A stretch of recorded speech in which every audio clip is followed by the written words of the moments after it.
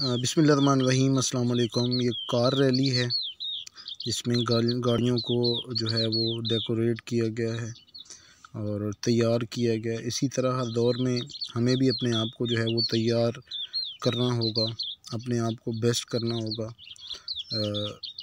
अपनी सलाहियतों को बढ़ाना होगा, स्किल्स को बढ़ाना होगा, मोटिवेशन को बढ़ाना होगा।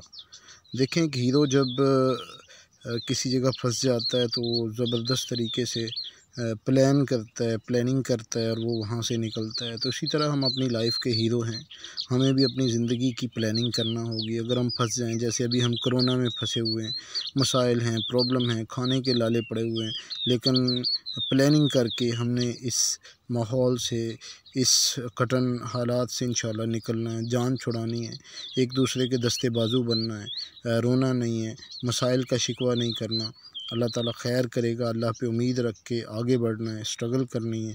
तो इंशाल्लाह हमारी ज़िंदगियों में ज़रूर इनकलाब आएगा, ज़रूर चेंज आएगा, तब्दीली आएगी। अगर हम पुरुम्मीद रहेंगे, हम उम्मीद का दामन नहीं छोड़ेंगे और दूसरों को भी हम उम्मीद देंगे, ख़ुद भी हम मोटिवेट रहेंगे।